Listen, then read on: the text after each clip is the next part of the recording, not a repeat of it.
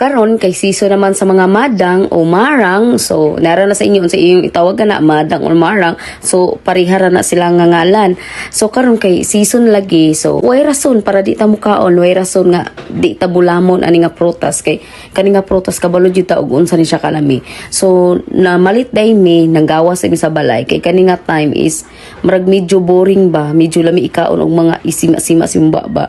So nanganhimis actually dool ra jud ni siya sa amo ang balay. So pwede ka mo pili sa mga prutas nga is gusto nimong kaunon. Og ang nakanindot sa dani nga lugar kay daghan kaayo og prutas nga fresh from the bukid. Sugikan jud sa bukid ang ilang mga baligya diri. Kadalasang baligya nila na sa bukid. So nakapalit na ko, nagpalit kog mangustin. So ang mangustin karon di pa jud siya promising nga mga price kay medyo pricey pa jud siya kay napa sa 200 to 180 ang kilo niya.